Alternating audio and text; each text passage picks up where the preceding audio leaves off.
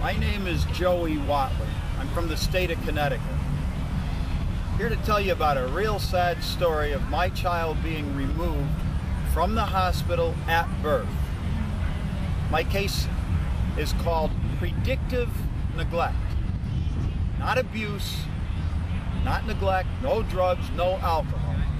Predictive neglect.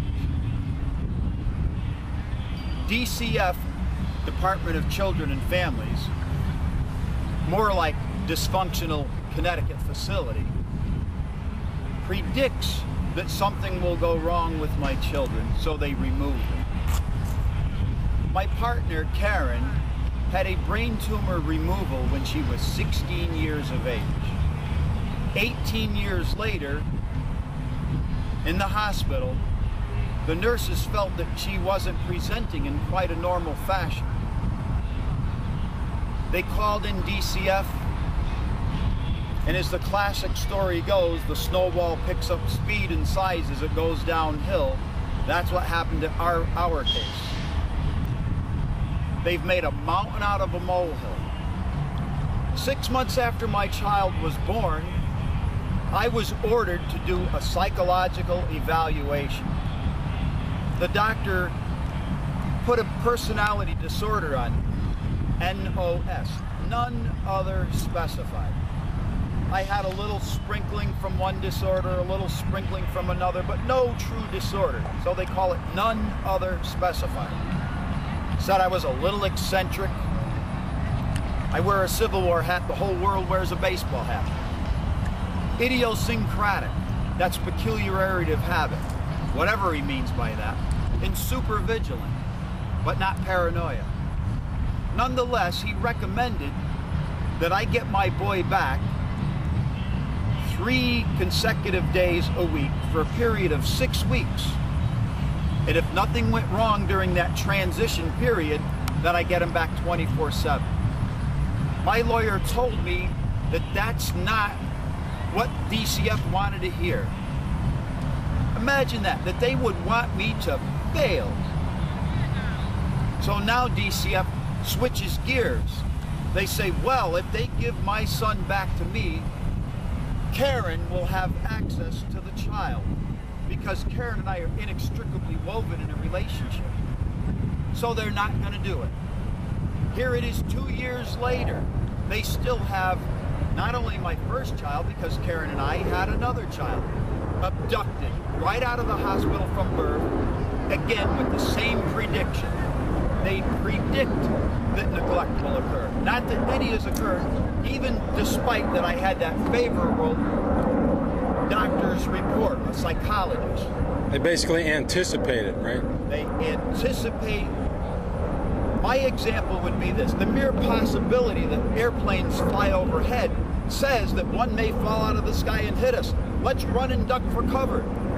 But now when you stop and apply the law of probability, well, I'm sitting here with not a worry in the sky.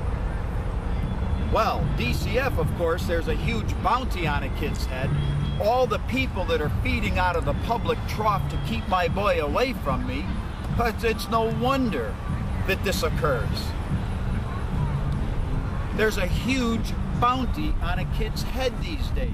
There's a whole system created off of my 2 little boys and girls all around this nation of ours.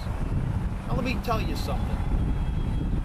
Our nation is the greatest nation on this planet because the Bible made political inroads into our governing body. White Christian men founded this nation on the principles of the Bible. And let me explain one for you. In the book of Isaiah 33:22, we read, "The Lord is my lawgiver, the Lord is my judge, the Lord is my king, he will save us."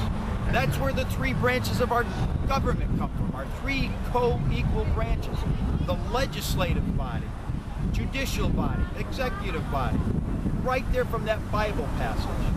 And one more for you. In 1 Corinthians 16:14 we read, "Let all your affairs take place with love."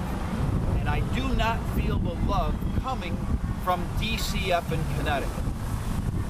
My Karen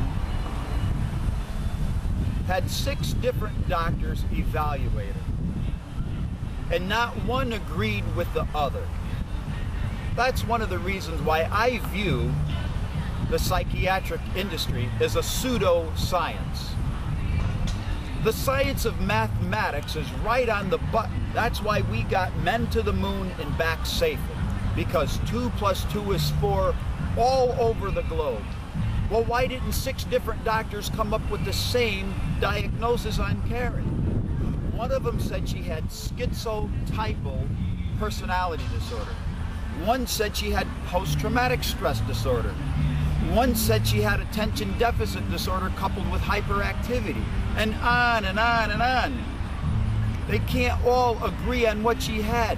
It truly is a pseudo-science. People need to be informed of this. That's why I'm here expressing my story. This industry is usurping our legal system. They've wrongfully taken over our judicial system, and they're punishing me when one day all I did was take on the mantle of becoming a dad. And I've been under attack and run through the gauntlet ever since. They're withholding my children from me, tormenting my very soul every day. What is wrong with these people? Where is their love? During the 1960s, love and peace abound in this world like no other time. A lot of people dismiss Woodstock as a bunch of hippies rolling around in the mud and sex and drugs and everything. But let me tell you something about the significance of Woodstock that you've never even thought about before. That was the largest gathering of humanity in one single spot for a reason other than a war. Consider that.